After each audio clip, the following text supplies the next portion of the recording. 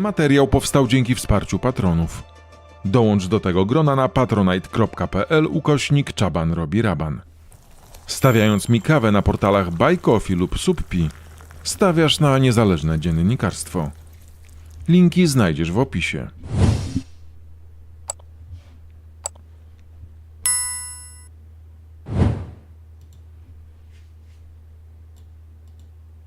Piotr Czaban, Czaban robi raban, program nadawany na żywo na kanale YouTube i na Facebooku. Dzisiaj tyle informacji, tyle różnych informacji związanych też i z pograniczem, ale też z mobilizacją rzekomą do polskiego wojska i się okazuje, że można się w tym pogubić. Jeszcze kilka dni temu sam przestrzegałem was wszystkich, byśmy ostrożnie podchodzili do tego typu różnych informacji, byśmy je weryfikowali, ale jeżeli polska agencja prasowa zostaje zhakowana i to najprawdopodobniej przez rosyjskich hakerów i tam są zamieszczane treści wyglądające jak prawdziwe, no to ciężko w tym wszystkim się połapać. Dlatego dzisiaj postanowiłem przygotować program, zrealizować wspólnie z gościem, panem Danielem Boćkowskim, który jest już z nami. Pan Daniel Boćkowski, dobry wieczór. Kłaniam się nisko Państwu. Dobry wieczór. Profesor Daniel Boćkowski, specjalista do spraw bezpieczeństwa międzynarodowego, uznany ekspert, który mam nadzieję, że wytłumaczy nam, jak to wygląda w praktyce, czego możemy się spodziewać po działaniach rosyjskich i białoruskich służb? Czy to jest tak, że Rosja i Białoruś próbuje wpuścić nas w jeden kanał, wypuszczając do Polski, do naszego społeczeństwa informacje skierowane tylko chociażby ukierunkowujące nasze społeczeństwo na nienawiść, na hejt wobec migrantów, czy być może to wszystko się rozgrywa na kilku płaszczyznach i jednocześnie z tego samego źródła mogą być wysyłane informacje nawołujące do atakowania, czasami nawet do strzelania do cudzoziemców na pograniczu polsko-białoruskim, ale z tego samego kąta mogą też iść informacje mówiące zupełnie o czymś innym, o tym, by swoją frustrację i agresję wyładować chociażby na polskich służbach. Jak Białoruś, jak Putin i Łukaszenka podpalają pogranicze, ale co za tym idzie też Polskę i Europę.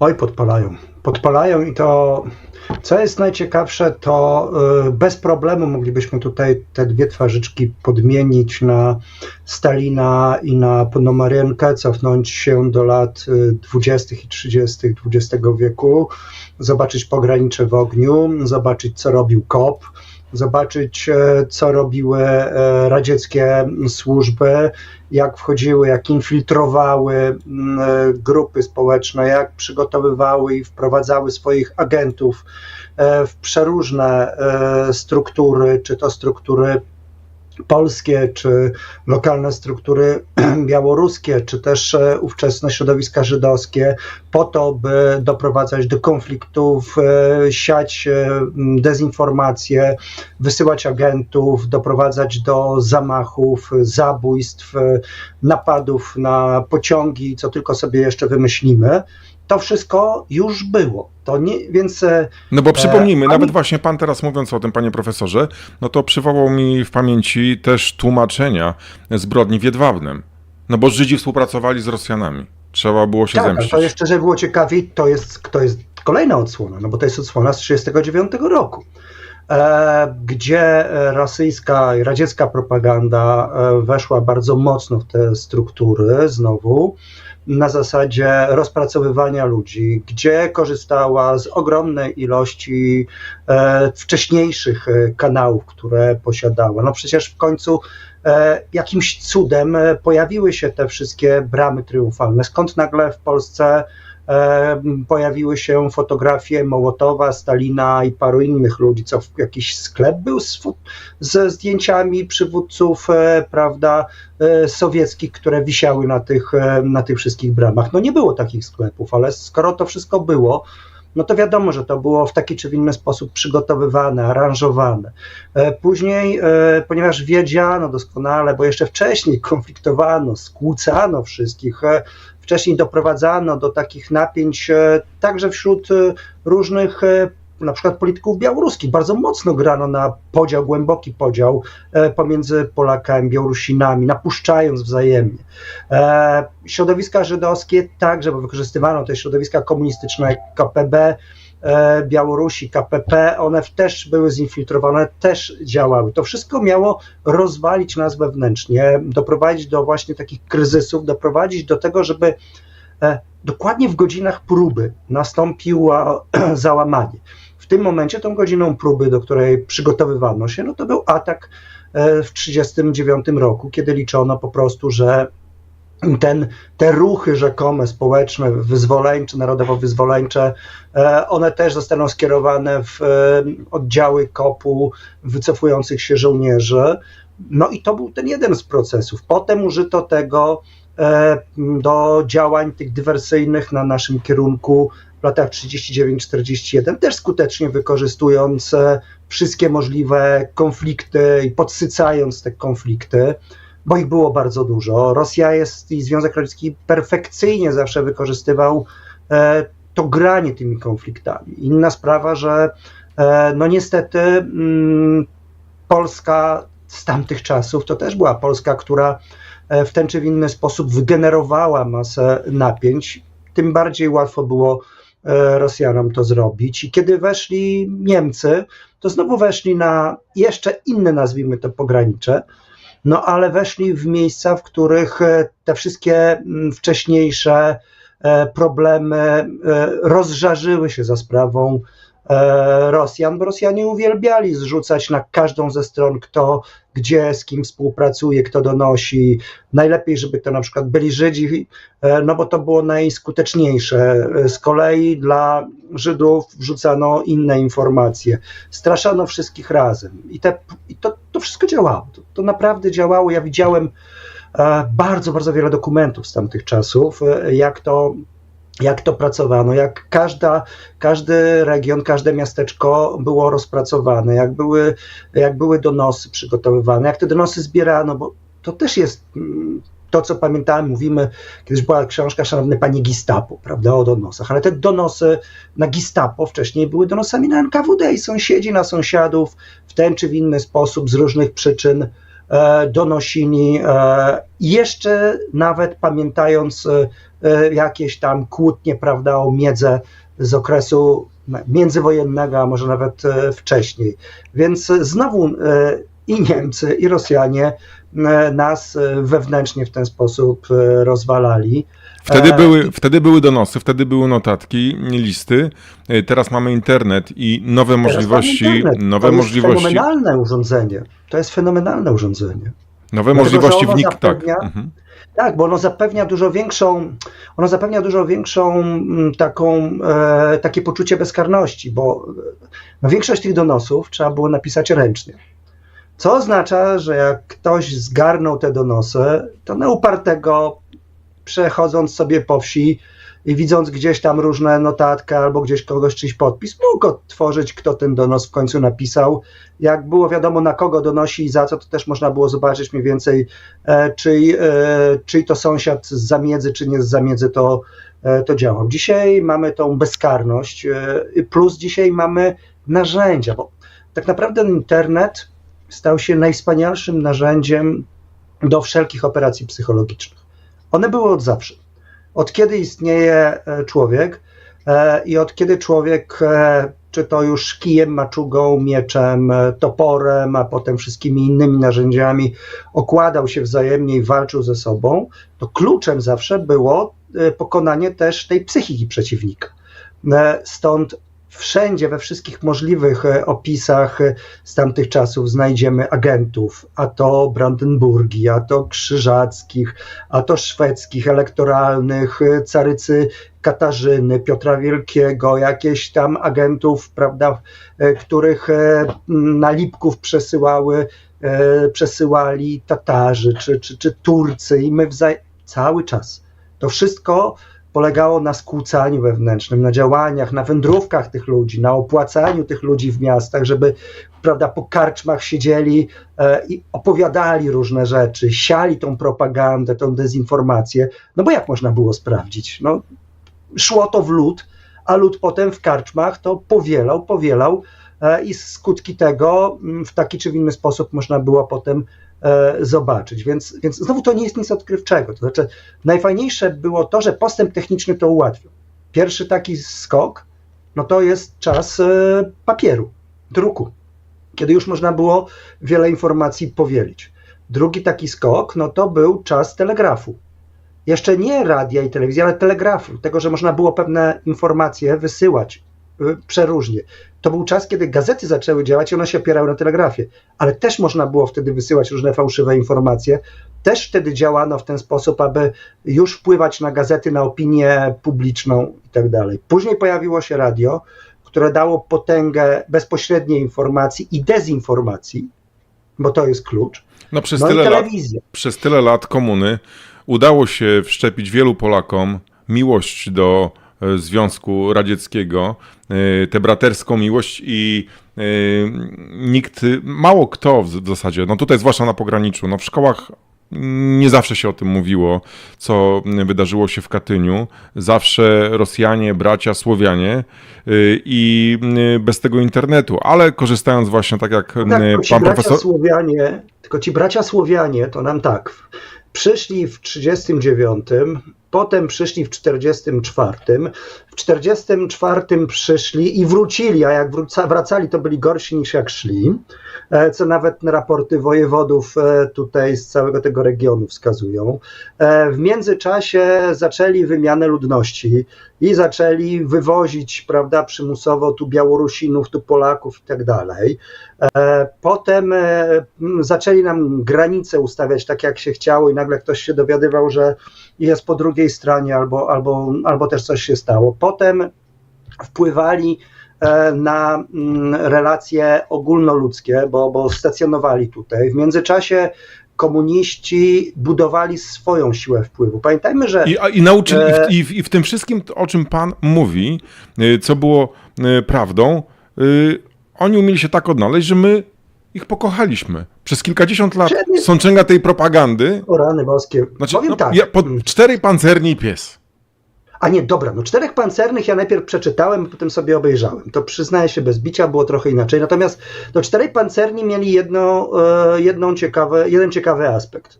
Po pierwsze, czemu ten Janek polował na tego tygrysa? Co akurat dla ludzi gdzieś tam z Warszawy czy z Łodzi mogło być tam, dla Kresów i dla Białostoczyzny, to wszyscy wiedzieli, czemu Janek polował na tygrysa. No trudno było tutaj nie wiedzieć, skąd się tam Janek wziął. Z drugiej strony, prawda, był ten Ślązak, no i z kolei my tam, Gustlik, ale cóż, Śląsk doskonale wiedział, skąd się tam Gustlik w pewnym momencie wziął. Więc to było znowu też taka gra pozorów.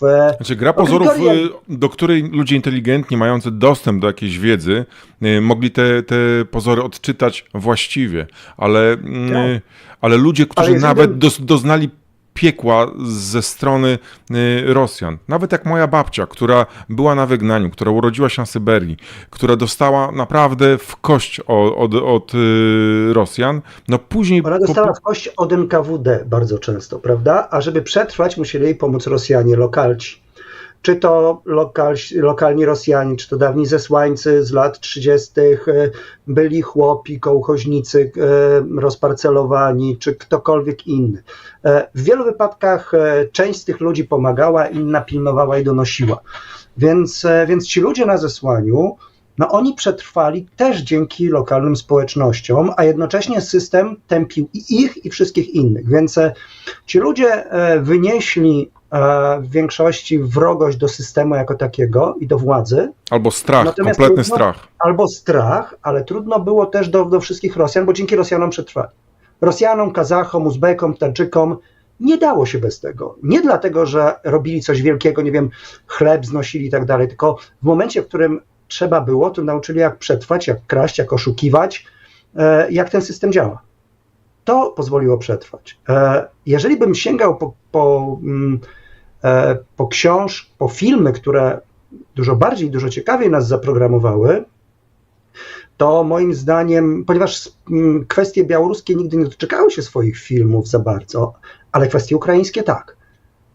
I komuniści od samego początku bardzo mocno grali tą kartą ukraińską, czyli Wołyniem, bo komuniści de facto, choć brzmi to trochę tak szokująco, ale komuniści zbudowali swoje, czy próbowali budować swoje poparcie na Polsce dla Polaków.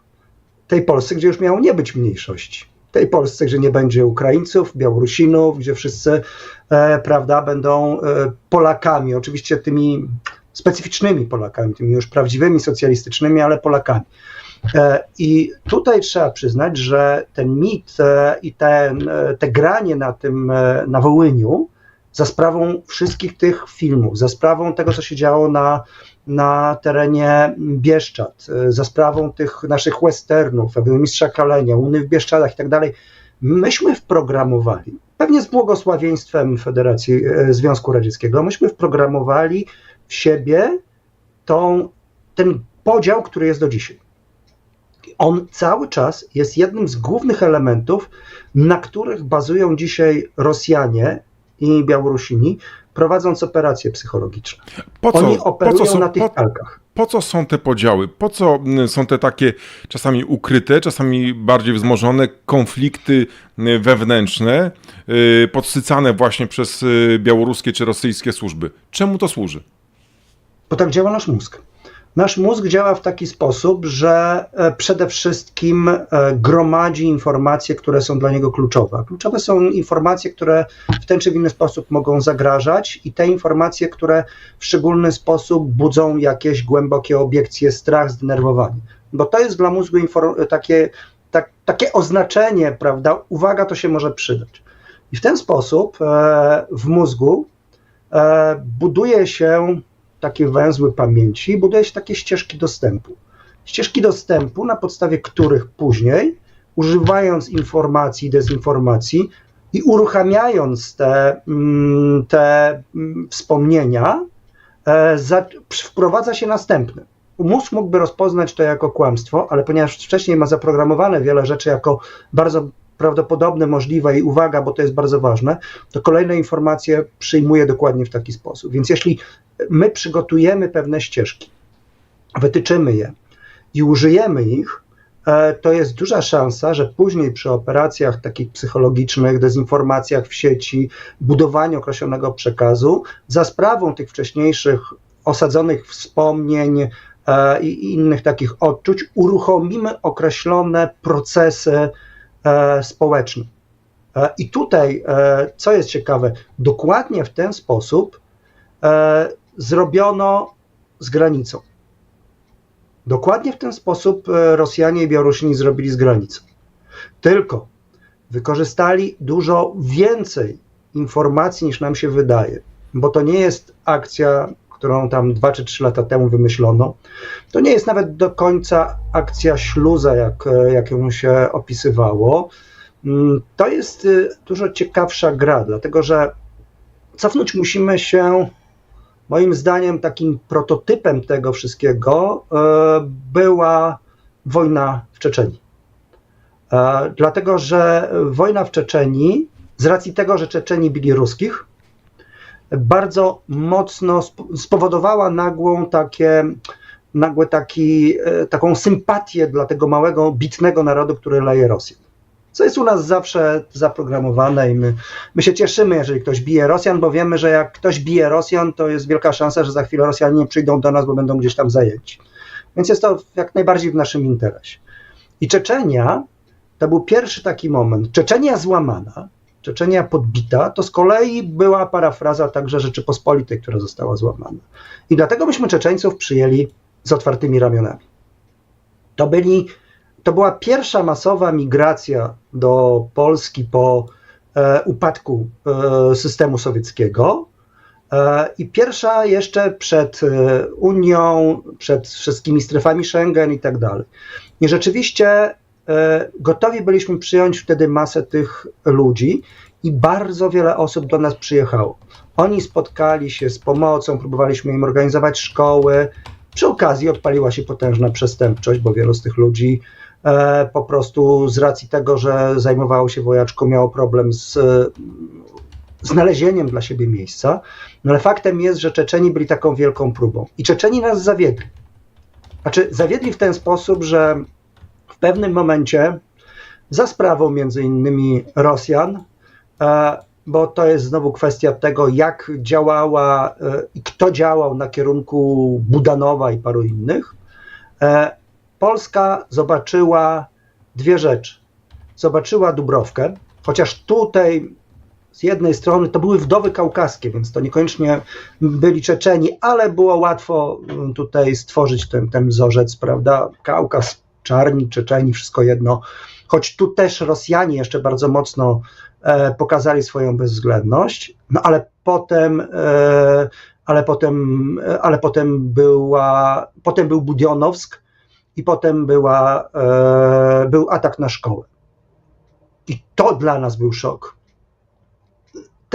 Zgładzenie tych dzieci, te dzieci, które rozszarpane zostały w wyniku wybuchów, które zginęły od ognia, od pożaru, od strzelaniny, te dzieciaki wynoszone wtedy na rękach, no to w zasadzie jak się obserwuje, ja pisałem na ten temat nawet tekst, wtedy jak można było prześledzić, myśmy robili wtedy badania statystyczne i to jest ogromne tąpnięcie na kierunku Czeczenów. Czeczeni zostają zakwalifikowani jako wrogowie, a stosunkowo szybko zostają zakwalifikowani jako dżihadyści, bo to z kolei jest operacja rosyjska dodatkowa, w której Rosjanie pokazali, że Czeczeni to jest Al-Kaida to jest 11 września i tak dalej.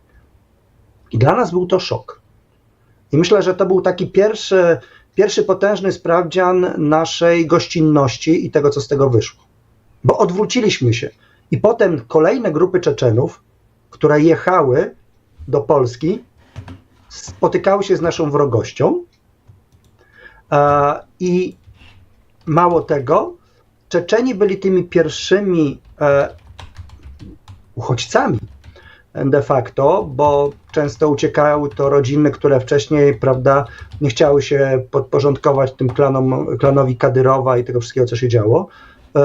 To ci ludzie uciekali z nadzieją, że Polska ich przyjmie, bo pamiętali, jak przecież nawet ronda żeśmy nazywali na cześć dowódców czeczeńskich i prezydenta i całej reszty. I dla tych Czeczenów był szok, bo oni byli blokowani. I proszę zobaczyć, to jest taka gra. Ja na moment tylko nawiążę do tego, o czym pan mówi i pokażę państwu artykuł archiwalny z Gazety Wyborczej, gdzie jest informacja o tym, że Czeczen występuje o odszkodowanie za niesłuszny areszt, 2 lata za niewinność. Ta sprawa toczyła się w Białymstoku, w sądzie. Czeczeni byli oskarżeni właśnie o współpracę z państwem, jeżeli się nie mylę, islamskim. Byli traktowani jak niezwykle groźni przestępcy. Okazało się, że byli niewinni. Gdy ja byłem na pierwszej rozprawie w sądzie i sędzia zapoznawał się z zeznaniami, przesłuchiwał, z dokumentami i łapał się za głowę, widząc, że akt oskarżenia opierał się na wiadomościach z komunikatora Czeczena. To było tłumaczone przez jakąś prywatną osobę z czeczeńskiego na rosyjski i jeżeli się nie mylę, polski oficer służb wywiadowczych zwyczajnie też nie jako tłumacz przysięgły, sobie z tego rosyjskiego tłumaczył i na tym to wszystko było oparte. Łapał się za głowę sędzia, dlaczego źródłowej rozmowy nie tłumaczył z czeczeńskiego na polski tłumacz przysięgły, ale chyba wtedy też był kłopot w ogóle ze znalezieniem takiego tłumacza. Ludzie, tak jak pan profesor mówi, rzeczywiście Czeczeni zapłacili swoją cenę za te pomówienia, za też te inspirowane ataki, o których pan mówi. Tak, ale tutaj jeszcze kilka rzeczy. To jest już bardzo późna akcja. Notabene cała zabawa polegała na tym, że myśmy strasznie chcieli sukcesu, a oficerowie, którzy to robili, nie potrafili jednak rozpoznać, że trochę inny był układ sił pomiędzy wilajatem Kaukaz a państwem islamskim, mimo że formalnie było to wilajat Kaukaz złożył baja dla państwa islamskiego, natomiast Natomiast tutaj w ogóle była kwestia tego, że on zupełnie inaczej działał, więc tam pomagał oczywiście osobom, natomiast no nie w ten sposób, cały ten akt był skopany. Tylko to już jest koniec tego, co my widzimy. Ten pierwszy moment tych Czeczenów to jest właśnie ta sytuacja, w której z jednej strony oni okazali się potworami, bandytami, mordercami tam, z drugiej strony część tego środowiska czeczeńskiego nie potrafiła się tu odnaleźć, więc wyemigrowała do Niemiec, bo tam miała jakieś tam swoje rodziny, lub do Szwecji.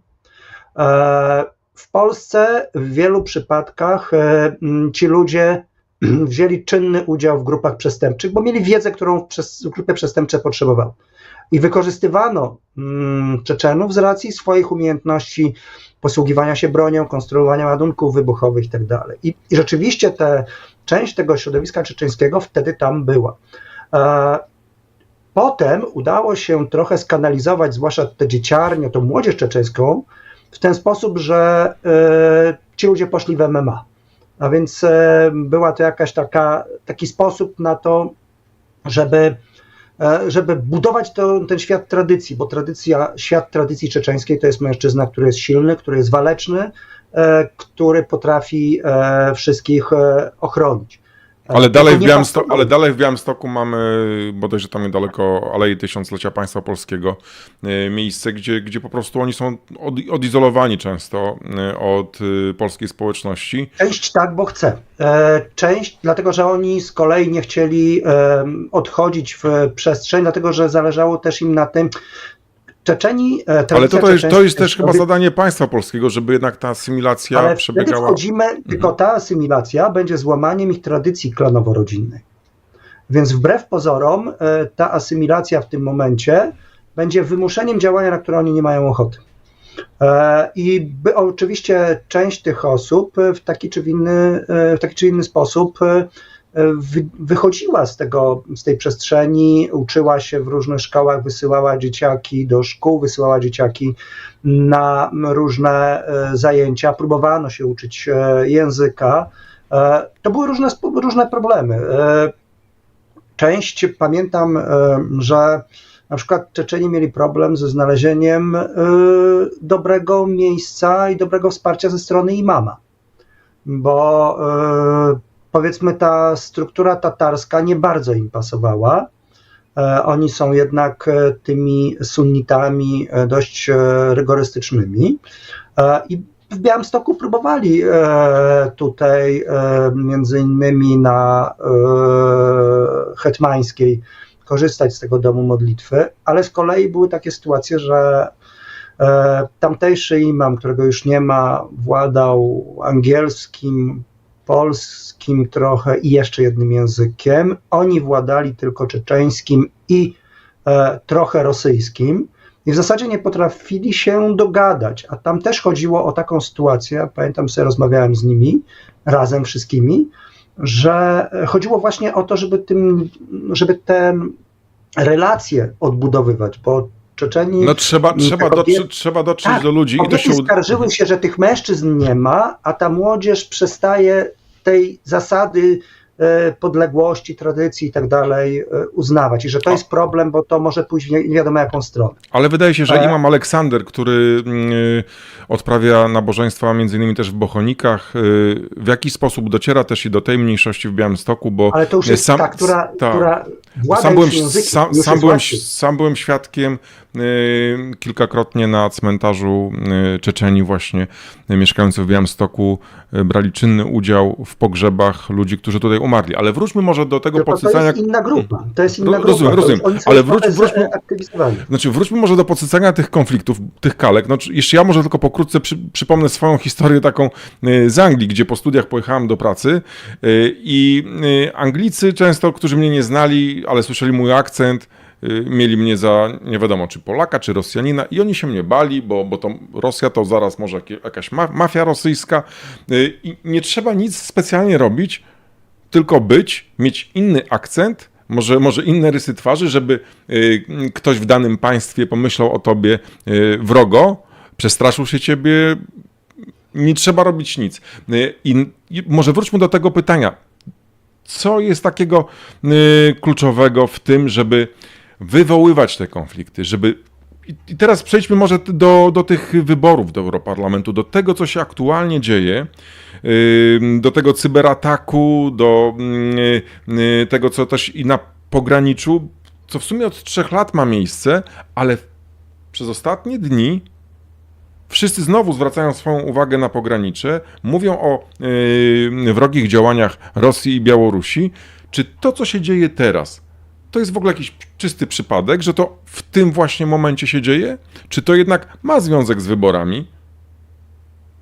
Znaczy, to ma związek ze wszystkim, ale przede wszystkim ma związek z tymi furtkami, które mamy. I tutaj dlaczego ja przywołałem tych Czeczenów i dlaczego takich opisałem? Bo kluczem do zrozumienia tego były później te sytuacje, w których Czeczeni próbowali wjechać na teren Polski, byli zawracani przez naszą Straż Graniczną, koczowali, przychodzili nasi ludzie, przychodziła Amnesty International, próbowali, przykazywali nawet dokumenty, że ci ludzie są już pod opieką, a i tak Straż Graniczna nie chciała tych ludzi wpuszczać. Ze względu na rzekome obawy właśnie dżihadyzmu, bo to już był ten czas, no i tego udziału w organizacjach przestępczych. Dlaczego to jest tak istotne? Bo zaraz potem mamy 2014-2015 rok i państwo islamskie. I my pamiętamy państwo islamskie i pamiętamy na najazd migrantów do Europy, ale przede wszystkim pamiętamy ten szlak bałkański, który wszyscy widzieliśmy te Herzliche Willkommen i tak dalej, ale jeżeli prześledzimy tamten okres, to zobaczymy, że w tamtym okresie już, nie wiem tylko, czy to było za sprawą Rosjan, pod kontrolą rosyjską, czy nie, ale już wtedy otwarto i testowano szlaki idące od Turcji przez Ukrainę i Białoruś. I na mapkach części migrantów, którzy podróżowali, jako taka opcja, był ten szlak przez Ukrainę i Białoruś. Przez Ukrainę było o tyle łatwo, że wówczas na Ukrainie można było stosunkowo łatwo kupić sobie obywatelstwo lub nielegalne paszporty ukraińskie. I ludzie, którzy działali w strukturach dżihadystycznych, kiedy rozbijało się państwo islamskie, migrowali na Krym. Tam wykorzystywali między innymi diasporę tatarską plus ruchy takie fundamentalistyczne, czyli Hizbut Tahrir al-Islami, i mając te wszystkie lewe papiery, przyjeżdżali do Polski przez ukraińską granicę, ponieważ z kolei tutaj były różnego rodzaju biura pracy, które załatwiały im odpowiednie dokumenty. Oni tu formalnie przyjeżdżali do pracy. W tym przyjeżdżały tu wtedy już przenikały rosyjskie służby, które jednocześnie zwalczały tą strukturę dżihadystyczną. I wtedy mieliśmy mapki, że przez Białoruś można przejść, przez Ukrainę. Były nawet już wówczas próby, mniej lub bardziej udane, przechodzenia przez Finlandię. Więc ten szlak wschodni był wówczas rozpracowany i nie mogło to się odbyć bez służb rosyjskich. Jednym słowem, Rosjanie już wtedy mieli rozeznanie, jak to może działać. Stąd, kiedy przygotowywano się do wojny z Ukrainą i kiedy uruchomiono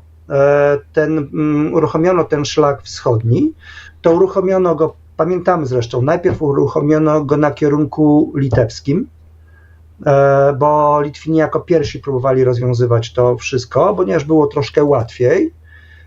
Później, bardzo mocno uruchomiono to na kierunku polskim z prostej przyczyny, że my już wówczas mieliśmy za sprawą wszelkich możliwych działań, także tej dezinformacji, która była, także tego strachu przed tymi migrantami, którzy szli w tym 2015 roku, który został wdrukowany w naszą świadomość. My wówczas byliśmy już poddani tym operacjom rosyjskim i białoruskim i ten nacisk, który szedł i ci ludzie, którzy pojawili się na granicy białoruskiej, oni odpowiadali temu wzorcowi migrantów, którzy szli przez szlak bałkański i tak dalej. A więc można było wykorzystać już utarte ścieżki, w naszym przypadku jeszcze z czasów Czeczenów. Ergo wszyscy, którzy są, prawda, muzułmanami, są niebezpieczni.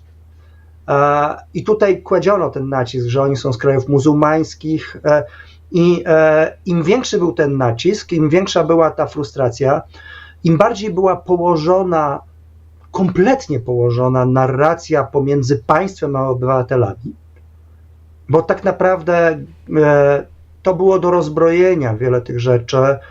Gdybyśmy prowadzili normalną narrację, jeżeli chodzi o obywateli i państwo, tylko władza lubi, kiedy wszyscy wokół flagi się prawda, zbiegają, bo jest niebezpieczne. Bo tutaj mówimy głównie o Rosji i Białorusi, które to państwa grają tym strachem i tymi konfliktami, ale widzimy, co się dzieje na naszym własnym podwórku.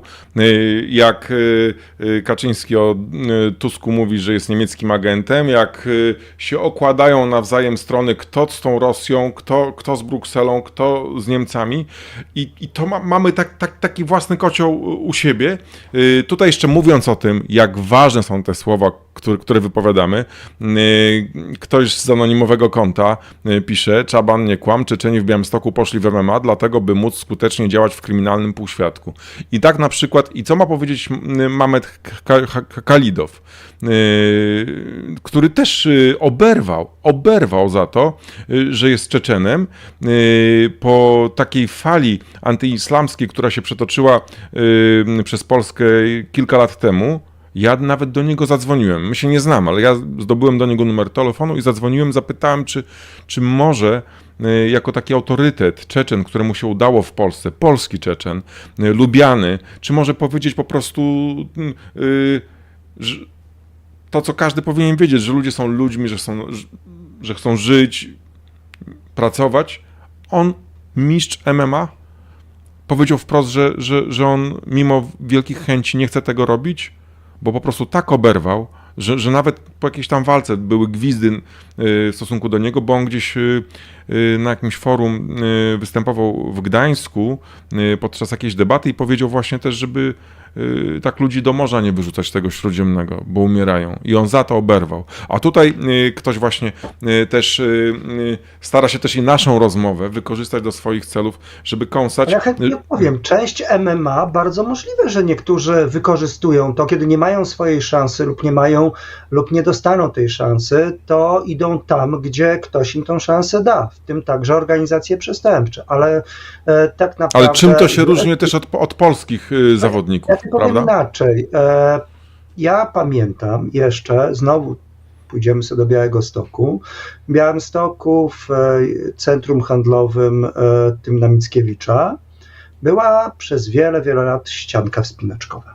Bardzo fajna ścianka wspinaczkowa, na którą między innymi chodziła moja córa ćwicząc i tam przychodzili chłopcy czeczeńscy, którzy nie mieli pieniędzy na to, by ćwiczyć, bo nie mogli zapłacić. Natomiast oni przychodzili i oni pomagali dla tych maluchów, które tam ćwiczyły, a to spinali, asekurowali i tak dalej. Wykonywali wiele pracy. Później, kiedy już było luźno, to mogli się powspinać, poćwiczyć, wyładować normalnie, powalczyć ze sobą, jak w ich tradycji jest. To jest całkowicie naturalne. Chłopak silny, sprytny, potrafiący coś zrobić.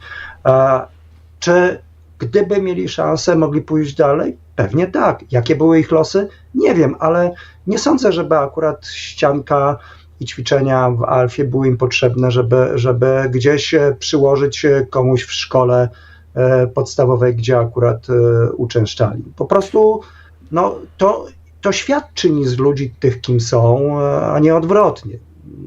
Oczywiście zawsze znajdziemy takie przykłady, bo już mówię, Czeczeni zostali wpisani jako dżihadyści po tych wydarzeniach i wtedy wsparcie dla tej grupy, dla tej nacji, które było ogromne, w pewnym momencie 60% społeczeństwa, to tąpnęło do kilkunastu procent, a potem jeszcze niżej. I nigdy nie odbudowało się. I oni zapłacili tą cenę, ci, którzy uciekli przed tym systemem, przed prześladowaniami, ci, którzy próbowali sobie zorganizować tutaj życie, oni zapłacili za to, co się stało na Kaukazie. Oczywiście część z tych ludzi później wyemigrowała do Niemiec, część z tych ludzi później wzięła udział w działaniach państwa islamskiego, jak ze wszystkich innych grup, łącznie z Polakami. Ale to, że Polacy brali udział w działaniach państwa islamskiego, nie czyni nas dżihadystami.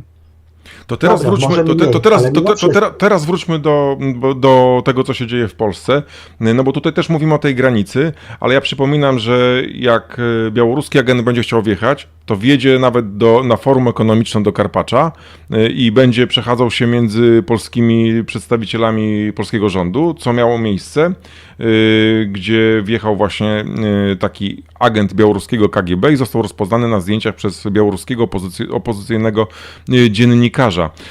Też dochodzi tutaj do, tak jak rozmawialiśmy przed programem, do werbowania przez Rosjan, Białorusinów, Polaków. No, mamy tego sędziego Szmyta na Białorusi, znanego. Mamy też Polaków, którzy byli wynajmowani do atakowania rosyjskich aktywistów, opozycjonistów.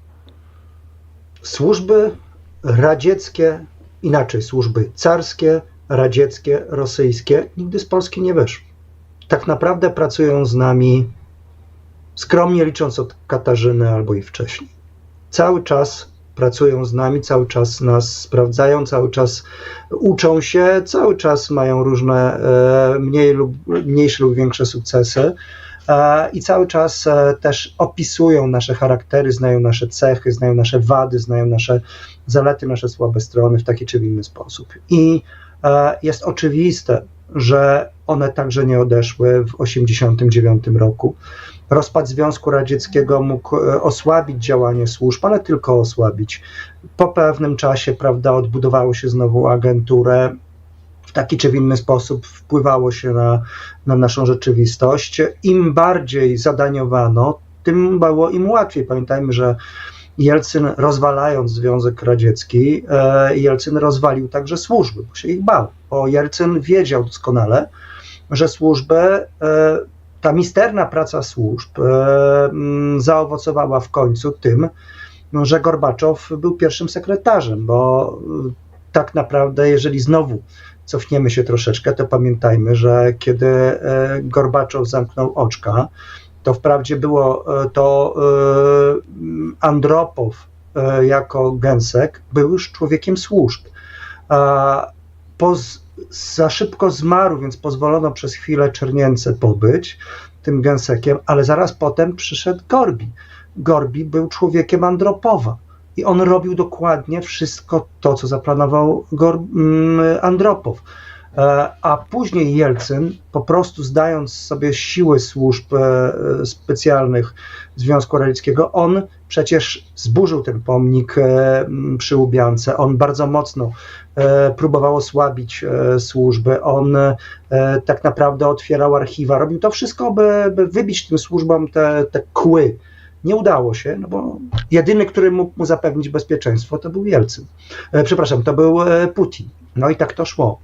Więc dzisiaj to, co robią Rosjanie, to po prostu wykorzystują to wszystko, co mamy wprogramowane. Ten strach, ten nacjonalizm, te wzajemne skłócanie się, to rzucanie się to pod ten podział, bo ten podział był zawsze.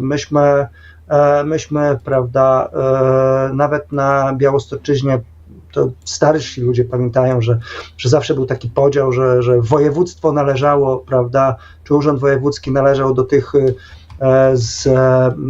powiedzmy z Białorusi, a miasto należało do tych z Polski, najogólniej rzecz ujmując.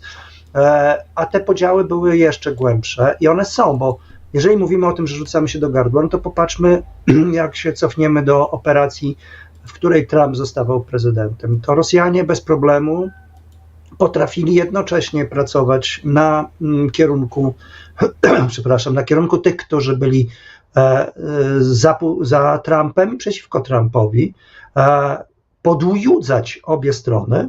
I jeszcze na dodatek zdarzały się takie przypadki, kiedy potrafili zorganizować zebranie wyborcze, czy jakieś działania wyborcze w tym samym miejscu obu stron wyrzuciły się sobie do gardła. To jest modus operandi rosyjskich i radzieckich i znowu rosyjskich służb.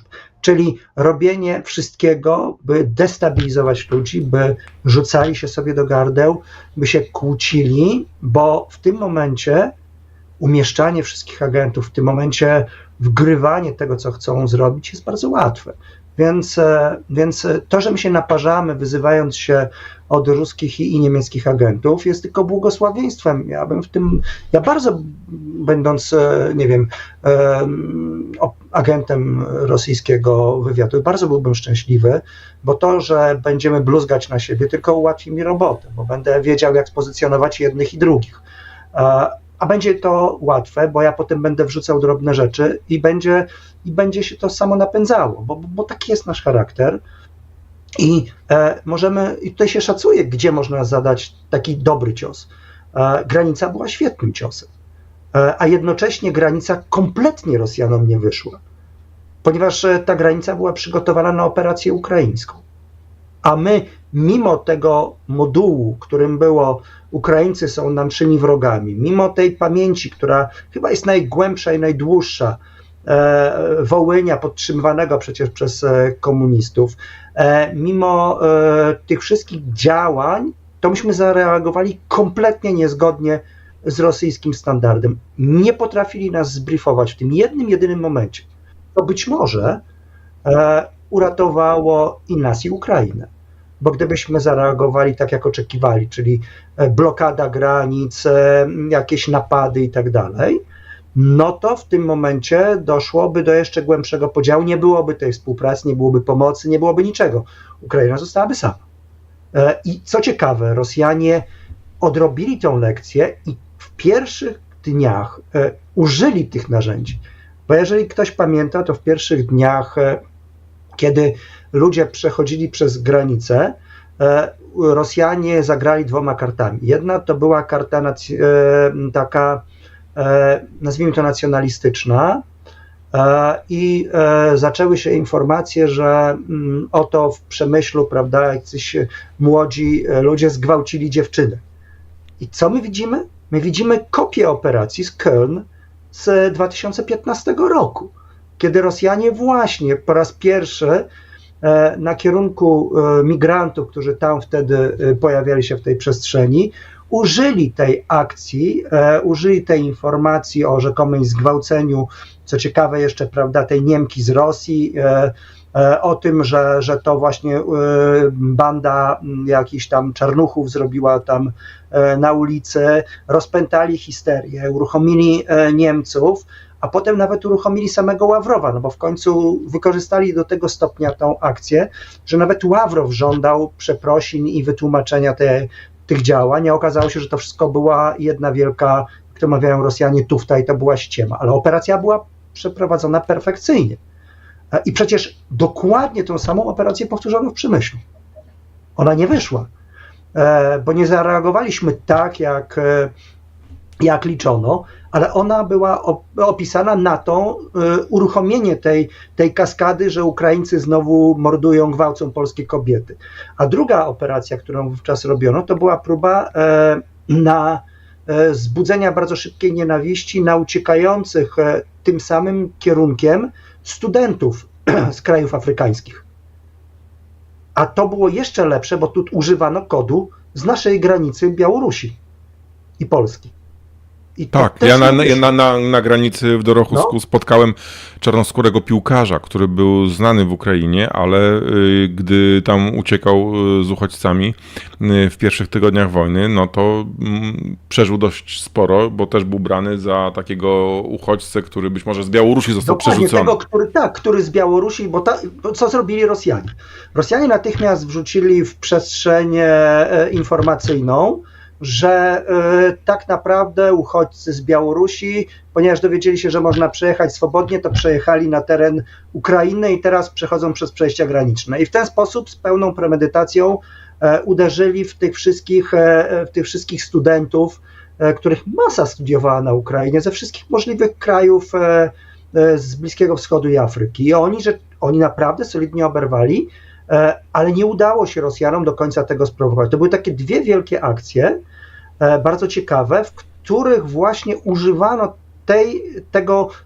tego systemu kodów, które żeśmy wdrukowali sobie na granicy w tym czasie, kiedy ten kryzys następował. Panie profesorze, bo tutaj mówimy o granicy, mówimy o tych kodach, ale przepraszam, ja bym też wrzucił może inne takie tematy, które uważam, że też są bardzo ściśle związane z tym, co robią rosyjskie służby w Polsce. Wywołanie niechęci do wojsk amerykańskich w Polsce. Wywołanie niechęci do wszystkich wojsk, amerykańskich, brytyjskich. Przede wszystkim bardzo ostra przecież akcja była na temat wojsk niemieckich w Polsce. Od razu, że żaden Niemiec nie powinien przekroczyć tej granicy. Te dziwne, tutaj Ukraińcy trochę czasami pomagali, malując prawda, swoje wozy pancerne krzyżami. Rosjanie to skrzętnie podtrzymywali. Ale rzeczywiście nie pierwszy, nie ostatni raz używano, bo już wcześniej, kiedy Amerykanie odbywały się ćwiczenia, kiedy prawda, wojska koalicji amerykańskie, nie tylko amerykańskie, pojawiały się w Polsce, no to tutaj była masa informacji, a to gdzieś napadli rzekomo jakąś dziewczynę, a tutaj, prawda, po pijaku rozjechali jakimś transporterem kogoś, a tu kogoś zabili, a tu się tuszuje, a tutaj, prawda, uderzano tą dezinformacją. Ja bym przypomniał o takich dwóch sytuacjach. Jedna była znana, ale nigdy chyba nie było informacji o tym, jak się zakończyła i co za tym stało. Rzekomy list Pawła Kukiza do prezydenta Andrzeja Dudy z prośbą o wycofanie z Polski wojsk amerykańskich. Paweł Kukiz mówił, nic takiego nie było, żadnego takiego listu nie pisał. Ten list się pojawił, taka informacja, jeżeli pamięć mnie nie myli, w mediach związanych z Radiem Maryja. Później było to, tak jak dzisiaj z Polską Agencją Prasową, przerzucane dalej. Na końcu okazało się nieprawdą. Chyba to był rok 2018, a może 2017. Polskie służby weszły do firmy, która administrowała strony w lokalnych samorządach na pograniczu. Ta firma Bogu ducha winna, ona nic złego nie zrobiła, ale służby weszły po to, żeby zbadać, w jaki sposób w jednej z gmin, i to chyba był Orzysz, na stronie normalnie gminnego samorządu. Tak, złamano stronę i wprowadzono informację z prawdziwym imieniem urzędniczki pracującej w lokalnym samorządzie, być może nawet prawdziwe imię i nazwisko amerykańskiego żołnierza, który tam stacjonował. I pojawił się tam tekst na stronie gminnej o rzekomym jakimś romansie, właśnie o tym złym potraktowaniu kobiety przez żołnierza. Ja rozmawiałem z ówczesnym szefem lokalnego samorządu i też potwierdzał właśnie, że takie zdarzenie miało miejsce. I też to wszystko się działo, było skoordynowane z ćwiczeniami Zapad. Gdy przy naszej wschodniej granicy, gdy przy naszej wschodniej granicy na poligonie jeździły czołgi, żołnierze białoruscy i rosyjscy strzelali, w tym samym czasie specjalny oddział żołnierski, ale hakerów, testował właśnie Polskę i w taki sposób wprowadzał ten chaos, deinformację. I dzisiaj widząc... Warto sobie, wejdę w słowo, bo jeszcze dorzućmy do tego na przykład kolejną taką operację, która była mniej lub bardziej znana. W momencie, w którym, prawda, rozpoczęła się operacja na Krymie, nagle na Facebooku, który miał wtedy dużo większe znaczenie niż dzisiaj, pojawiła się masa różnego rodzaju stron pod tytułem Grodzieńska Republika Ludowa, powiedzmy Królewiecka Republika Ludowa i tak dalej, i tak dalej. One były robione w podobny sposób, ale one były robione jako działania, które miały doprowadzić do konfliktu na kierunku białoruskim i do kierunku litewskim, bo co ciekawe, kiedy pojawiła się ta między innymi Wileńska Republika Ludowa, jeszcze parę innych rzeczy, to w tym czasie pojawiły się po raz kolejny, bo jeszcze wcześniej poprzedzało to, zamalowywanie napisów na nazw miast, a właściwie wiosek okolicznych, to jest raz. Dwa, po stronie litewskiej pojawiły się jakieś symbole Polski walczącej namalowane na sklepiku i to wszystko razem było było wbite w tym czasie bardzo mocno. Śląska, tam naprawdę była masa tego. Ja to obserwowałem jako bardzo ciekawą akcję, bo ona nie miała do końca racji bytu, natomiast była takim przygotowaniem operacyjnym, takim rozpoznaniem bojem, co można zrobić. Dlaczego to jest takie ważne? Bo kiedy wybuchła wojna na Ukrainie, okazało się, że wiele stron, mniej lub bardziej martwych, które formalnie były stronami, na przykład Poznaj takie, a nie takie miasto, prawda, albo moje miasto i tak dalej, było kilkadziesiąt takich stron założonych, nagle zostały ożywione i wszystkie one zaczęły operować tą antyukraińską propagandą, a wcześniej, jeżeli coś podpinały, to podpinały tam tylko informacje jakieś lokalne. A więc to była wyższa forma tej wcześniejszej operacji, którą zrobiono, a za wieloma działaniami, jeżeli chodzi o te kierunki, to tak naprawdę stoją Białorusini, a nie Rosjanie. Białorusini mają nas dużo lepiej rozpracowanych. Rosjanie, trzeba przyznać, że tutaj oddają Białorusinom pałeczkę i to białoruskie służby pracują na naszym kierunku. Zarówno tak najbliżej to mają takie swoje różne dziuple w Brześciu i stamtąd lub z innych miejsc, przede wszystkim w internecie, mają wprawę w tworzeniu różnych fikcyjnych informacji, mają wprawę w wrzucaniu tej dezinformacji, bo ta dezinformacja wrzuca się do sieci nie po to, żeby ona na nas działała tu i teraz, tylko żeby ona była. To jest tak jak z narzutowym polem minowym. Na początku to sobie wszystko leży. Dopiero jak ktoś idzie lub prawda, nastąpi, to wtedy następuje eksplozja, więc można użyć tego, gdzieś można powołać się na taki portal, na takie informacje, w innym miejscu można, prawda, stwierdzić, że tam ktoś wcześniej już działał, albo gdzieś, prawda, połączyć kogoś z daną informacją. Więc cały czas w tej przestrzeni informacyjnej my mamy taki chaos, taką ogromną ilość danych i ona się zwiększa w taki sposób algorytmiczny, bo ona nie służy tu i teraz. Ona na przykład będzie służyć zamykaniu nas w tych bańkach. W momencie, w którym będziemy szukali informacji na jakiś temat, Google albo jakaś inna przeglądarka może nam wyrzucić informacje, te, które są dezinformacjami, a które są odpowiednio, że tak powiem, pozycjonowane przez tych, którzy to wrzucają. I w tym momencie ludzie, idąc w tym kierunku, zaczną się zamykać w tej bańce i można nimi sterować. Wtedy można ludzi napuścić, wtedy ludzie mogą, prawda, powoływać się na dziesiątki różnych danych, które znaleźli i utwierdzać się w przekonaniu, że mają rację. To jest jeden z elementów działania naszej psychiki. To takie wdrukowanie sobie pewnych danych. Jeżeli wdrukujemy sobie, jeżeli uda się nam wdrukować pewien przekaz, czy on jest negatywny, czy on jest pozytywny, nie ma żadnego znaczenia, to później nasz mózg przede wszystkim szuka wszystkich informacji, które potwierdzają to, co już wie. A wszystkie informacje, które przeczą temu, są przez mózg odrzucane, dlatego że przeczą i dlatego, że mogą spowodować niebezpieczeństwo utraty danych, a jednocześnie utrwalają one ten przekaz, który już jest. Stąd, kiedy buduje się te działania na kierunku granicy, kiedy buduje się te ostre wypowiedzi na temat z jednej strony migrantów, uchodźców, czy z drugiej strony na temat żołnierzy, to kluczem jest, żeby to było jak najbardziej agresywne.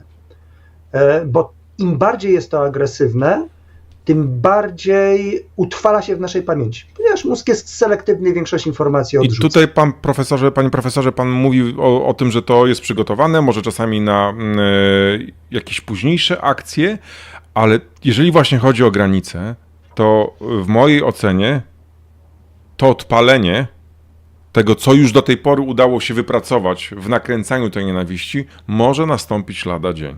Lada dzień te emocje podkręcone tymi kalkami. Ono już działa, to nie jest lada dzień. Znaczy, my widzimy ciekawą rzecz, bo proszę zobaczyć, że mamy pełną konsekwencję pewnej operacji, albo kilku operacji. Po pierwsze, to my jesteśmy tylko taką iskierką tego, co się dzieje, bo Wcześniej zaczęło się to od tych działań dezinformacyjnych, kiedy rozpoczęła się rosyjska ofensywa. Rosjanie tym razem, przygotowując ofensywę, postanowili nie popełnić błędu, który popełnili w 2022 roku, kiedy Ukraińcy pokonali ich na tej kanwie wojny informacyjnej. Więc przygotowali się także, destabilizując kierunek polski, kierunek litewski, łotewski, estoński, fiński i tak dalej. U nas pojawiło się to z tymi ostrzeżeniami, które gdzieś indziej były na temat potencjalnych ataków, po czym rzeczywiście udało się choćby odpalić ten atak tych kiboli.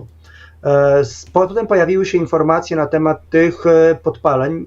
Rozpracowywane to było między innymi przez służby sojusznicze i tutaj ogromna pomoc jest państw bałtyckich, bo one świetnie czytają te operacje rosyjskie, więc to pojawiło się w naszej sferze i znowu podbiło niepokój. Zaraz potem w ramach tych wszystkich działań, które widzimy, uruchomiła się kwestia tego szmyta, którego zdjęto. Ona jeszcze bardziej nas wzmocniła. Białorusini działają tym podprogowo. Ponieważ zbliżają się wybory, to co robi każda służba? Wybory to jest najpiękniejszy czas dla służb. Dlatego, że mówiąc kolokwialnie, z racji tego, że mamy taki, a nie inny świat i takie, a nie inne narzędzia do uprawiania polityki, trwa walanka wyborcza. A więc nie trzeba wymyślać koła, wystarczy się pod to podłączyć w taki czy w inny sposób. Nawet nie używa się własnych kodów, tylko podpina się pod te kody, które są. Szuka się momentów, w których następuje styczność, gdzie zaczyna się iskrzyć i w tym momencie wbija się i podbija się jeszcze ten bębenek. I stąd nie ma żadnego przypadku w tym, że nagle zaczyna się ta akcja na granicy. Ona się zaczyna dlatego, że po pierwsze wcześniej trochę przycichło, po drugie tak naprawdę nie bardzo już ludzie czuli się zagrożeni, bo my dostajemy na przykład informacji zwrotnej z, nazwijmy to, pushbacków niemieckich. Bo my nie zdajemy sobie sprawy z tego, jak to działa po drugiej stronie.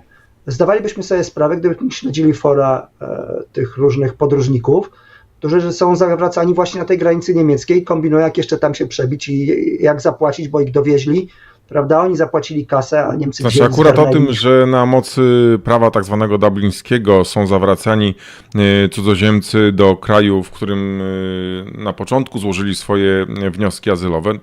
Ale to są ci, którzy wizowe. Niemcy zawracają tych, którzy mają polskie różnego rodzaju wizy, między innymi pracownicze, gdzie przyjechali rzekomo do Polski, pojechali do Niemiec. Ale Niemcy teraz dodatkowo zawracają tych wszystkich, których dopadną na linii Odry albo zaraz po przejściu Odry, tych, którzy nielegalnie przekroczyli nasze granice. Ponieważ nie mają dokumentów, sprawa jest oczywista, nie mogli się tam znaleźć w inny sposób. Szlak bałkański nie funkcjonuje teraz tak aktywnie, żeby... Ale panie profesorze, czy Niemcy pana zdaniem robią to tak, jak w Polsce to się dzieje, czyli przerzucają gdzieś do lasu, czy przekazują tych cudzoziemców? Nie, przerzucają na drugą stronę granicy. W różny sposób, na mostach przede wszystkim. No nie wiem jeszcze. Na mostach przekazują, ale z rąk do rąk. Do Polski. Znaczy nie sądzę, żeby to było zawsze, no bo przecież nie ma na granicy żadnych służb. Oni cofają ich po prostu, mówią, że nie wejdą, zawracać na drugą stronę. Znaczy ja bezpośrednio doświadczyłem takich przypadków, nawet kontaktowałem się ze Strażą Graniczną w Zgorzelcu i tam oni mówili o tym, że po prostu Niemcy przekazali im. Tak, ale to najczęściej są ci dublińscy. To są Czeczeni, którzy przyjechali. I też z naszej granicy. Są z naszej granicy. Część jest tak, część z tego, co tam można wyczytać, nie zawsze jest tam oficjalnie przekazywana, no ale jest ta sytuacja, w której zawraca się. No i ci, którzy... I to powoduje, że te napięcie wśród tych grup przemytniczych rośnie, no bo się coraz bardziej komplikuje ta droga. I cudów nie ma. To, że ktoś nagle postanowił stworzyć dzidy, to, że ktoś potrafił przez płot trafić tak skutecznie żołnierza ubranego, by go porazić ciężko, To, że nagle pojawiają się jacyś rzekomi przewodnicy, bo to też jest pytanie, bo pamiętajmy, że często jest tak, że przewodnik, który przemyca daną grupę, on wchodzi z nimi na przykład na teren pomiędzy tymi dwoma pasami, czyli tym płotem, a tym drutem. I nawet potrafi wejść trochę głębiej do Polski. Nawet potrafi wejść trochę głębiej do Polski, żeby przekazać dla następnego, który ma tam ich do samochodu doprowadzić. A później potrafi zadzwonić do Polskiej Straży Granicznej i powiedzieć, proszę mnie wyrzucić na Białoruś. I co się dzieje? Bez żadnej weryfikacji biorą człowieka i bez żadnej wyrzucają. weryfikacji wraca tam spokojnie, no bo on po to jest. On wraca do pracy. On wraca do pracy, on przechodzi z powrotem na drugą stronę, a prawdę powiedziawszy, to ten gość właśnie powinien zostać zgarnięty, wsadzony do zamkniętego ośrodka dla uchodźców, bo takich kilkunastu, kilkudziesięciu i nam się szlak białoruski troszkę zatka, no bo nie będzie miał kto przerzucać ich, nie będzie miał tych, oczywiście Białorusini znajdą sobie następnych, no ale to trzeba wytrenować i tak dalej. Więc oni, co się dzieje? Oni zaczęli przechodzić i pierwsze momenty, bardzo ciekawe, które zanotowaliśmy, to były takie, kiedy zaczęto strzelać między innymi z proc, które nagle się tam zjawiły różnego rodzaju śrubami albo nakrętkami.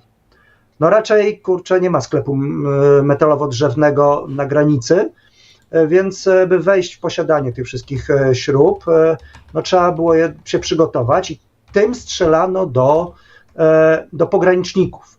I to prawdopodobnie między innymi mogli robić przemytnicy. Następny etap, który żeśmy zarejestrowali, to było to pchnięcie nożem i pojawiły się, ponieważ siłą rzeczy żołnierze zwiększyła się ta ostrożność, no to pojawiły się te wszystkie dzidy, którymi dodatkowo przez ten płot ci żołnierze są atakowani. A ostatnio pojawiły się te dwie przedziwne rzeczy. Jedna to ten rzekomy film tych żołnierza polskiego, który gdzieś tam przerzuca tych migrantów przez płot, tylko jakoś tak nie bardzo pasuje do tego modus operandi, w którym oni szturmują po prostu szybko ten drut, tak jak w średniowiecznych zamkach, rzucając te drabiny sklecone tam po drugiej stronie. No i drugi, gdzie też była takie zachowanie takiej osoby, która przekraczała granicę, sugerujące rzekomo, że ona ma broń. Znowu nie przypadek, bo to wszystko, co się tu dzieje, to jest tak, raz napędzenie napięcia na granicy po naszej stronie, dwa, jeszcze większe komplikacje dla tych, którzy przekraczają granicę, bo zmuszenie do dodatkowych przestępstw, trzy, radykalizacja po jednej i po drugiej stronie i ta radykalizacja ma z jednej strony pójść na tych, którzy będą w ten sposób przechodzić przez płoty, a dwa, ta radykalizacja musi się odbić na tych, którzy nie mają tych kasy, nie idą oficjalnie, czyli wiszą na tych płotach i próbują gdzieś na tych drutach w taki czy inny sposób przejść zmuszani przez Białorusinów, żeby dalej szturmowali, co przypomina jako żywo te tarcze żywe z powstania warszawskiego, gnanie tych wszystkich. Panie profesorze, ludzi, ja tutaj... Mocno, no, ale Pan mógł, ale trochę. Tutaj akurat widzowie mają okazję zobaczyć artykuł archiwalny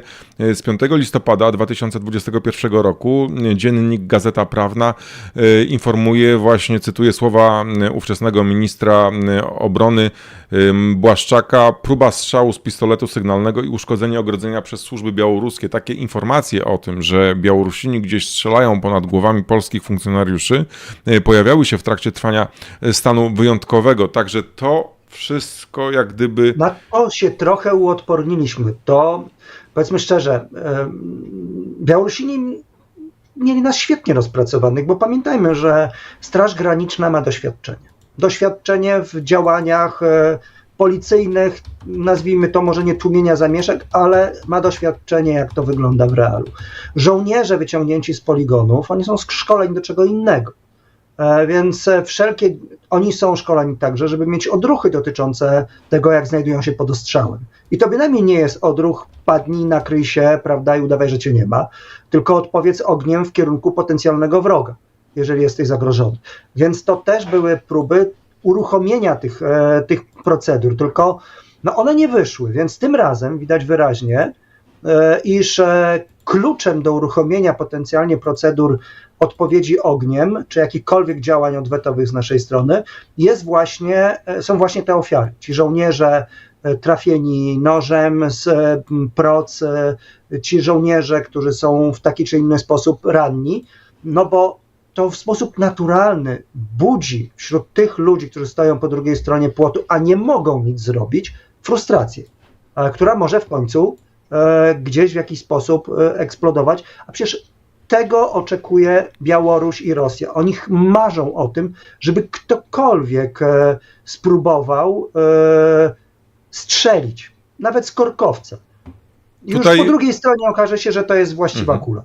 Pokazuje też tutaj artykuł z listopada 2021 roku, to jeszcze przed tymi zamieszkami w Kuźnicy i faktycznie było tak, że Białorusini zmuszali Kurdów do niszczenia ogrodzenia, też wciskali ostre przedmioty migrantom, by atakowali polskich funkcjonariuszy, ale Kurdowie wtedy, i też pojawiło się takie nagranie, protestowali przeciwko temu, przez co później byli torturowani, ale to nakręcanie... Migranci doskonale wiedzą, że atak zbrojny obniża ich szanse na normalne działanie po drugiej stronie, no bo w tym momencie lądują jako osoby, które popełniły przestępstwo.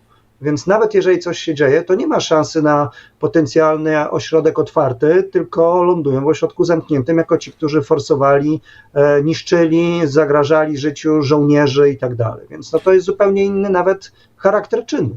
Panie profesorze, mieliśmy atak na polskiego żołnierza, mamy cyberatak na Polską Agencję Prasową.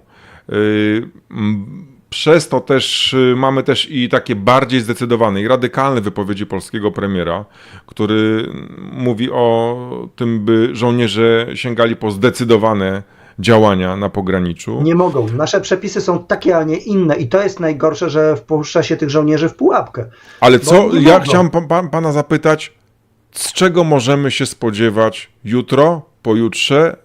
Co nowego mogą wymyślić białoruskie, rosyjskie służby? Powiedziałbym, że wszystkiego, dlatego że widać wyraźnie, że pewien proces, to jest eskalacja, to jest proces. To nie jest coś, co wymyślono na chwilę.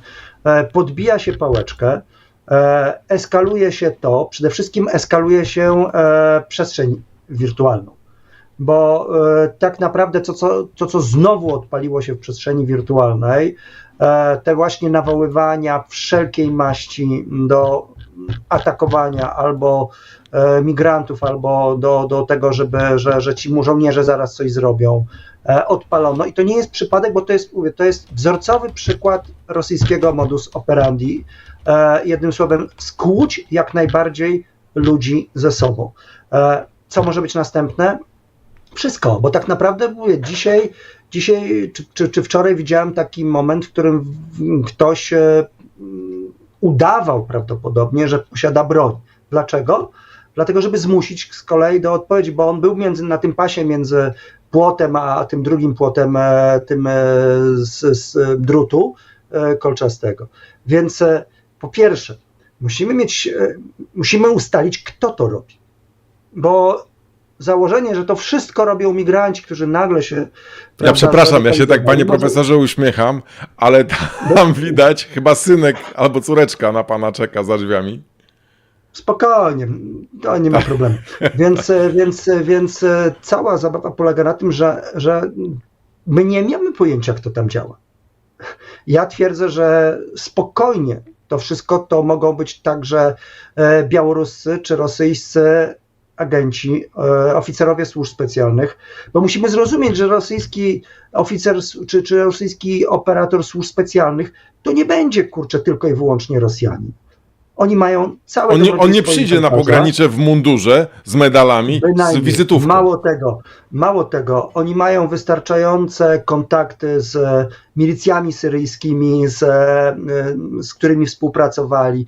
Oni mają wystarczające kontakty, wystarczającą ilość osób z innych nacji, które w taki czy w inny sposób przyjeżdżały. Oni mogli zawerbować ludzi, którzy wylądowali Moskwie i gdzieś dali się, nie wiem, wrobić w coś, w jakieś drobne przestępstwo i teraz mają tak działać. Więc tu jest pełne spektrum operacji, które tylko zechcemy sobie wymyślić i to jest coś, do czego powinny być w trybie pilnym przygotowane nasze służby i to jest także kwestia zabezpieczenia.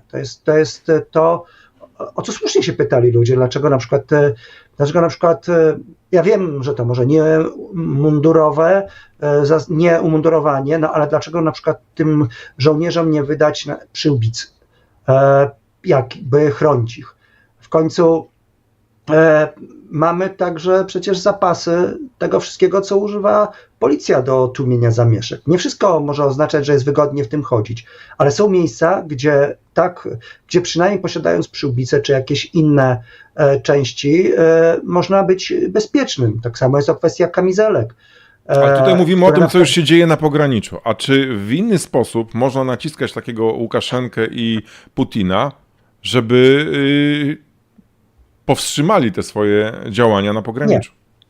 Nie, dlatego że to jest część operacji, tej następnej operacji, którą teraz widzimy, operacji, w której działania na Ukrainie są już działaniami może nie tyle pozorowanymi, co działaniami dodatkowymi. Z punktu widzenia Rosji Ukraina jest już w miarę złamana, choć teraz znowu jest problem, bo doszło sporo sprzętu, ale Ukraina nie jest już tak groźnym przeciwnikiem i tak naprawdę Ukraina teraz, jeżeli ją skutecznie znowu złamiemy, ma dokładnie pokazać Zachodowi to, co chciano zrobić w 2022 roku, kiedy liczono na szybki upadek Ukrainy. Tak naprawdę Ukraina była tylko i wyłącznie narzędziem.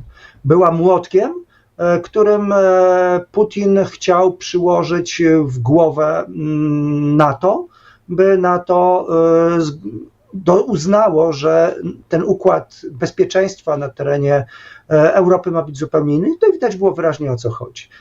Łukaszenka tutaj jest więźniem rosyjskich działań i oczywiście woli, żeby te służby operowały, a żeby jeszcze dłużej trwać, tylko jest jeszcze pytanie, na ile służby specjalne Białorusi są podporządkowane jeszcze Łukaszence, a nie całkowicie już Federacji Rosyjskiej, bo de facto armia białoruska operacyjnie jest podporządkowana armii rosyjskiej, natomiast tradycja Białorusi po II wojnie jest taka, że zmuszenie Białorusinów do jakiejkolwiek wojny napastniczej jest bardzo trudne.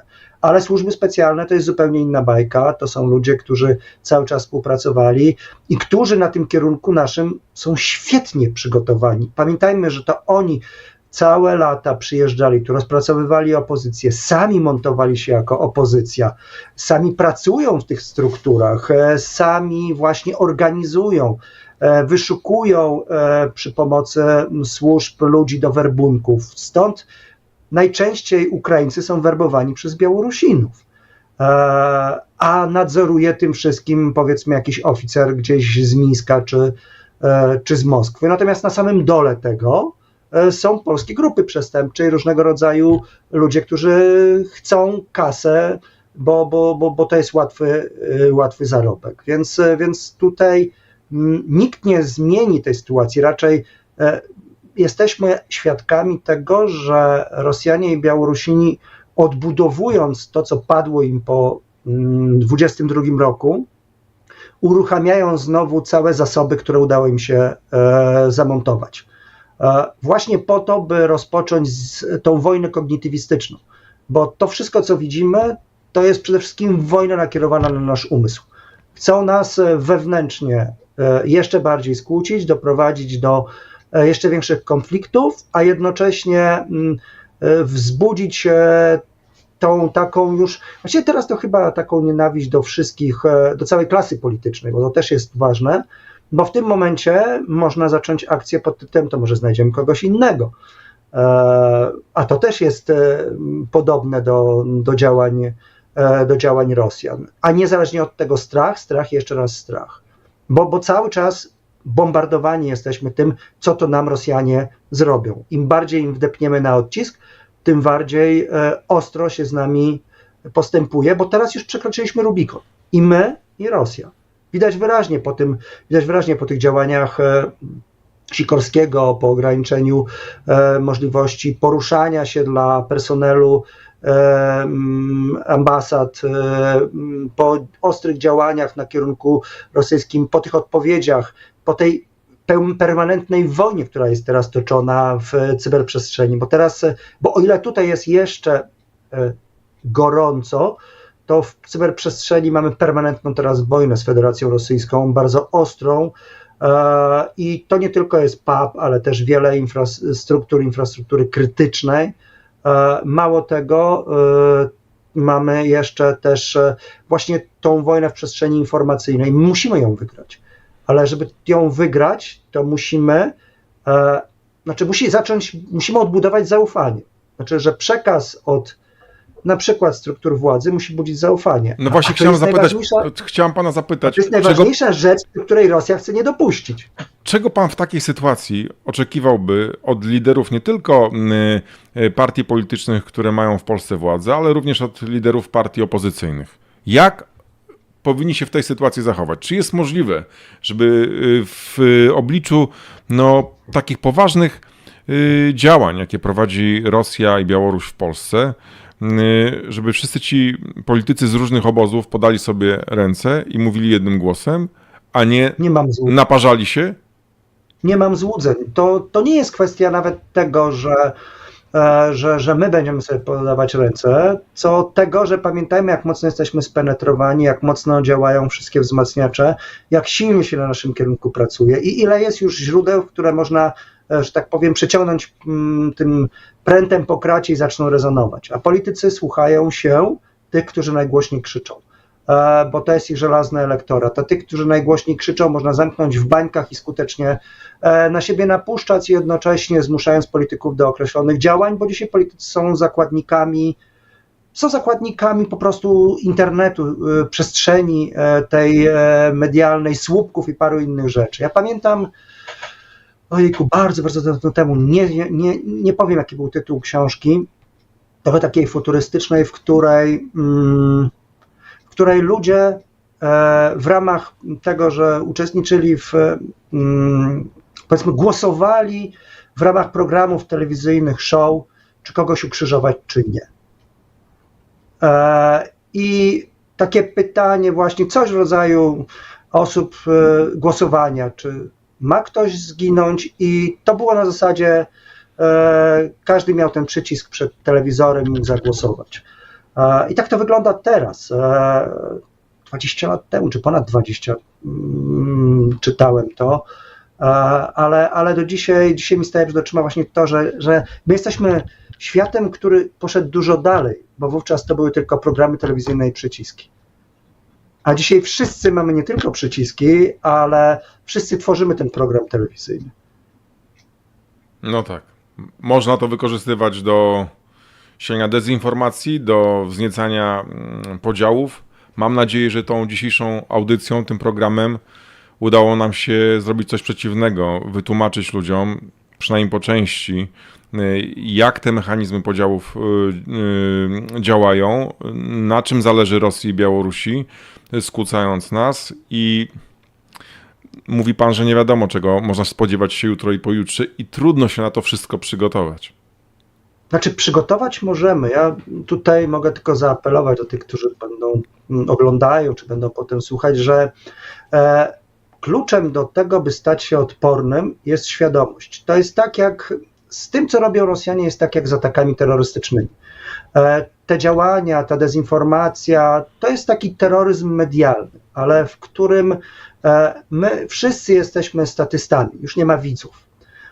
I jeżeli jesteśmy świadomi tego, że to może wybuchnąć, że to działa, to w tym momencie, kiedy pojawiają się różne informacje, kiedy pojawiają się newsy, kiedy zobaczymy news, hot i tak dalej, to poczekajmy sobie, zanim cokolwiek klikniemy, a najważniejsze to poczekajmy z tym wyrażeniem naszej opinii tak z 15-20 minut od przeczytania danego tekstu. Ja wiem, że my po prostu musimy od razu, ale nasze mózgi czasami czują, że coś jest nie tak. Możemy czuć, że coś jest nie tak, bo co jest najważniejsze, jeśli coś nas wkurzy, jeśli coś nas trząśnie, jeśli coś nas potwornie wzburzy, to nie przypadkiem taki jest cel operacji, bo tylko wtedy to, co jest przypięte do tego, zagnieździ się nam w mózgu i stworzy taką bramkę, którą będzie można potem wykorzystywać do tego, by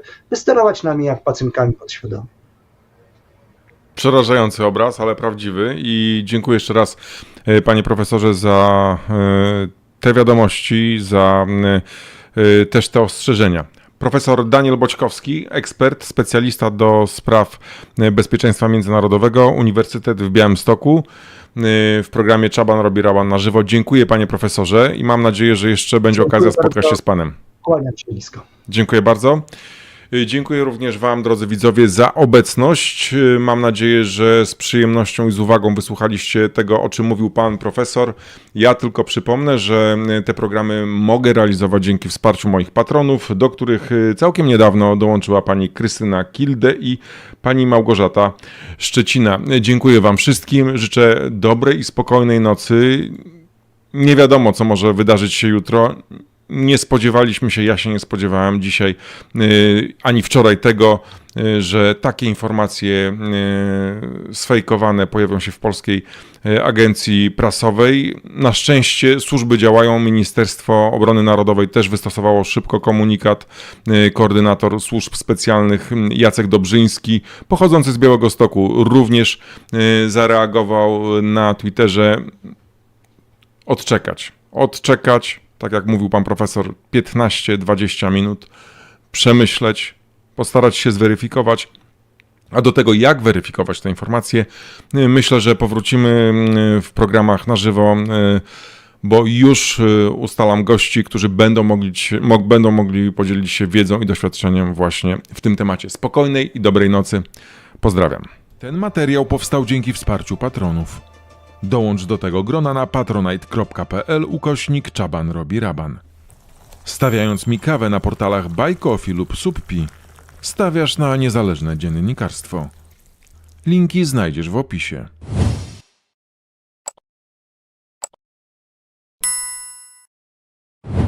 Programu grantowego Media Lokalne na rzecz Demokracji Journalism Fund Europe. Napisy do materiałów wideo na kanale Czaban robi Raban tworzy Fundacja Technologii dla Ludzi. Dziękuję za wsparcie Joannie Klimowicz, Małgorzacie Rycharskiej i Fundacji Wolno Nam. Oprawę muzyczną moich reportaży zapewnia Studio Soho Film i Multimedia z Poznania. Twórca kanału Czaban robi Raban, nagrodzony diamentem Patronite i wyróżnieniem Fundacji Polkul. Piotr Czaban, dziennikarz, obywatel roku 2023. Tytuł przyznany przez Towarzystwo Dziennikarskie za odwagę, wytrwałość i bezkompromisowość. Piotr Czaban, nominowany do Pióra Nadziei Amnesty International. Honorowym patronem kanału Czaban robi Raban jest Piotr Nagłowski. Emil Hakim al-Sam Marrai. Do grona moich patronów właśnie dołączyli Joanna Barszczewska, Adam, Anna Domanowska, Dawid Weisbrot, Katarzyna Zaręba-Niedźwiecka, Basia Esz, a w taki sposób wspierają mnie również Jakub Górnicki, Grażyna Przybyszewska, Ewa Wdowiak, Marta Wieszczycka, Magda Czarkowska, Magdalena Klemensowicz, Anula Dmytruszyńska, Katarzyna Szatyłowicz, Gosia Drozd, Agata Bonenberg, Katarzyna Sztop-Rutkowska, Anita Głowińska, Magda Górak, Iza Brodnicka, Justyna Rochon, Michał Słowik, Wojtek Trzciński, Katarzyna Mielec, Mirosław Rybałtowski, Marek i Magda z Torunia, Kryśka Zdziechowska, Joanna Przewłocka, Wojtek Buczyński, Magda Zielińska, Karolina Górecka, Tomasz Czech, Anna Oryńska, Marita Adamska, Ewa Schmidt-Mendoza, Maciej Jasiuczenia, Wiola Hitro, Anna Domanowska, Andrzej Klos, Ludmiła Śliwieńska, Anna Mazan, Małgorzata Majewska, Mateusz Myśliwski, Monika Uziębło, Ania Rabczyńska, Agnieszka Laska, Dorota Gabała, Zofia Malcher, Agata Sulikowska-Dejena, Ola Okońska, Katarzyna Pasek, Krystyna Ostrowska-Cichocka, Hubert Zadrożny, Dariusz Grochal, Paweł Podkościelny, Tomasz Niechoda, Basia Andrysiak, Tomasz Białecki, Magdalena Babral, Marta Sikora, Kasia Kruszewska, Adhina Jędrzejczyk, Aga Lys, Wioletta Wojtasiak, Marta Białobrzeska, Piotr Dąbek, Agnieszka Grondas, Iwona Skoneczna, Agnieszka Wolska, Blandyna Domagała, Małgorzata Pietrowska, Irma Czerwińska, Gosia Adamczyk, Maciej Handzlewicz-Wacławek, Bartosz Romanek, Ewa Tarasewicz, Marcin Pyrzyk, Wawrzyniec Mąkinia, Aleksandra Lipowska, Katarzyna Więciorek, Basia Madej, Agnieszka R. Jobda, Marta Leśniak, Sandra, Joanna Poziemska, Agata Drummond, Marlena Fatyga, Aleksandra Bolczyk-Szepchert, Joanna Karbowska-Bebel, Anna Mrowiec, Bogna Badowiec, Dawid Weisbrot, ABCD, Olga Łojewska, Katarzyna Zaręba-Niedźwiecka, Dorota Lubiewska, Jacek Chlebowski, Joanna Tyszczuk, Jakub Bielikowski, Hanna Kotowska, Maria Szyszko, Genowefa Nowak, Maciej Żurek, Dariusz Pypłacz, Ela Sok, Krzysztof Rudnik, Alina Bilińska-Solarz, Wioletta Chrost, Piotr Jędrychowski, Ewa Łabus, Marta Springer, Jacek i Anna Czernuszenko, Helena Szlezak, Krystyna Kozioł, Anna Kopydłowska, Dariusz Dudojć, Jolanta Malinowska, Błażej Marciniak, De Jacker Roslonek, Krzysztof Biniarz, Ania Pieńkowska, Piotr Sujka, Darek Łankowski, Kasia Skakki, Joanna Niebieszczańska, Bożena Nowak, Piotr Szyndlarewicz, Antoni Komasa-Lazarkiewicz, Anita Poddębniak, Marcin Pankał, Stanisław Choeft, Anna Pasikowska, Krystyna Lasota, Agnieszka Będkowska, Jadwika Jędryjas, Jolanta Tomczak, Marzena Jaszczak, Marzena Potepa, Ewa Kafarska-Pietrasik, Maciej Śliwa, Jola Barabasz, Adam Drabent, Katarzyna Dąbek, Krzysztof Dziedzic, Jacek Czernik, Tomasz Szczechowiak, Alina Geniusz-Siuchnińska, Andrzej Marszałek, Tomasz Zduński, Dorota Podgórska, Beata Sujka, Piotr Celiński, Katarzyna Frejlichowska, Anna Dormajer, Andrzej Dunaj, Ścibor Zawiślak, Stanisław Baran, Marek Durski, Anna Langowska, Robert Wieckowski, Maria Noska, Urszula Keczma, Adam Czarny, Łukasz Kostka, Janusz Bójko, Paweł Smater, Agnieszka Kurzyńska, Wiesława Grecka, Basia Esz, Beata Walatek, Teresa Fulbiszewska, Agnieszka Barszczewicz, Maria Antolak, Ewa Szczepankiewicz, Adam Myk, Janusz Gierucki, Dariusz Cygert, Tobi, Majka Duczko, Agnieszka Wrzaskowska, Anna Guzek, Karol Stańczyk, Anna Smenda, Arkadiusz Malewicz, Małgorzata Kłoszewska, Barbara Pomorska, Małgorzata Staszewska, Witold Ściślak, Miszka Otlowski, Jerzy Machnikowski, Arwo Pole, Maciej Reputakowski-Madej, Beata Piechocińska, Paweł Paceński, Patrice Senekal, Michał Kowalówka, Mateusz Wojak, Barbara Joanna Mrozińska-Badura, Karolina Baca-Pogorzelska, Lelek z 200, Danuta Dowiat, Gabriela Wiktorowicz, Krzysztof Mleczek, Robert Gola, Julita Białobłocka, Małgorzata Maj, Andrzej Rożdżeński, Ewa J.P., Katarzyna Szastok, Klara Półmrok i Iwanka Sudek. W ostatnim czasie jednorazowymi wpłatami na portalach Subpi i Buy Coffee wsparli mnie Maria Duczko, Luiza Schubert, Ewa, Danuta Rakowska, Marzena Podurgiel, Urszula Onichowska, Maciek Tarmas, Luba, Jadwiga Lewczuk. Wszystkim Wam dziękuję z całego serca. Jesteście częścią redakcji Czaban robi raban. Do usłyszenia i do zobaczenia.